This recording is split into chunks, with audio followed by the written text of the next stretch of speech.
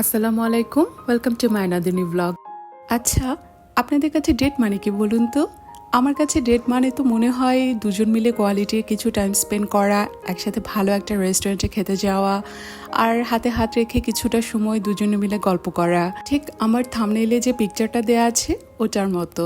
এখন দেখা যায় বাচ্চাদের পেছনে দৌড়তে দৌড়তে আসলে নিজেদেরকে আলাদাভাবে সময় দেওয়ার কথাও ভুলে গেছি।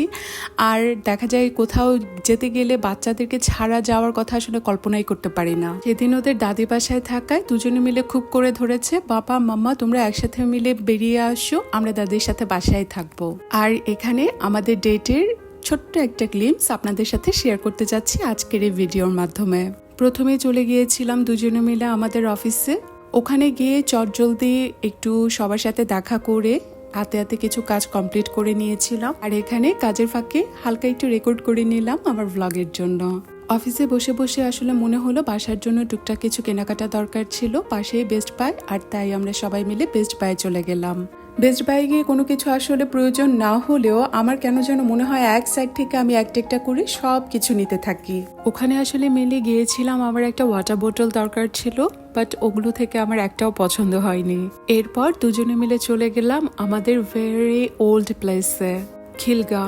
প্রায় কত বছর ধরে আমরা এখানে ছিলাম। প্রতিটা রাস্তাঘাট, গলি, প্রতিটা শপিং মল, সব কিছুই মনে হয় যেন একদম নিজের আপন, চেনা জানা।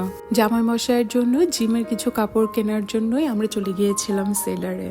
ওখানে যাওয়ার পরও দেখা হয়ে গেল বেশ কিছু পুরাতন মুখের সাথে, আর আমিও একটা আয়না পেয়ে একটু ক্লিপ নিয়ে নিলাম। ওখান থেকে শপিং সেরে আমরা চলে এসেছিলাম ব্র্যান্ড এম্বাসিতে, আর এখান থেকেও টুকটাক কিছু শপিং করে নিয়েছিলাম।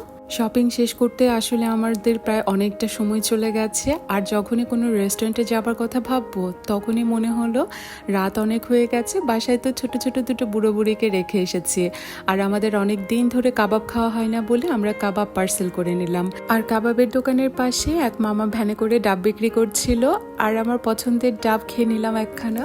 আর এদিকে সব কাজ শেষ করে আমাদের পুরাতন এলাকাকে বাই বলে আমরা শেষমেশ রওনা হয়ে যাচ্ছি আমাদের বাসার উদ্দেশ্যে। হাতের ঝিলে এরিয়াটা নতুন নতুন স্ট্যাবলিশ হওয়ার পর আমরা এখানে কত এসেছি, ফ্রেন্ডস ফ্যামিলি সহ কত আড্ডা দিয়েছি এখানে। যেতে যেতে হঠাৎ চোখে পড়লো এক মামা চানাচুর মাখা বিক্রি করছে, দেখে আর লোভ সামলাতে না পেরে ওখানে দাঁড়িয়ে গেলাম। দাঁড়িয়ে কিছুক্ষণ এই প্রাকৃতিক দৃশ্য উপভোগ করছিলাম আর চানাচুর মাখা খাচ্ছিলাম। আসলে জায়গাটা আগে যতটা না সুন্দর ছিল, ধীরে ধীরে তার সৌন্দর্য নষ্ট হয়ে যাচ্ছে।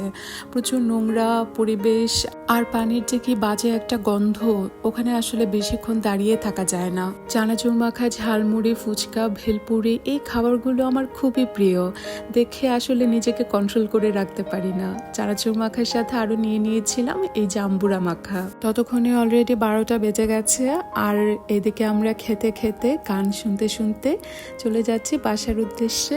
আর ঠিক এটাই হচ্ছে বিয়ের পর আমাদের ডেটিং এর নমুনা। যখন দুজন মিলে একসাথে বের হই তখন মনে হয় যেন মাথার মধ্যে হাজারটা কাজ ঘুরপাক করতে থাকে। এদিকে বাসায় এসে দ্রুত সবাইকে খাবার সার্ভ করে দিলাম।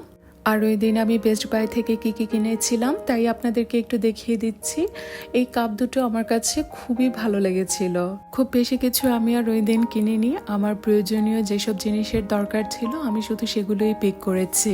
আমার বাচ্চারা দেখা যায় শপিং করতে সবচেয়ে বেশি বোর ফিল করে, তাই আমরা যখন দুজনে একসাথে বের হই তখন আমরা বেশিরভাগ সময় চেষ্টা করি আমাদের টুকটাক যে প্রয়োজনীয় কেনাকাটা থাকে সেগুলোই সেরে ফেলার। আর এটাই ছিল আমাদের ডেটিং এর ছোট্ট একটা ভিডিও। আপনারা সবাই ভালো থাকবেন, আমাদের জন্য অনেক অনেক দোয়া রাখবেন। আল্লাহ হাফেজ।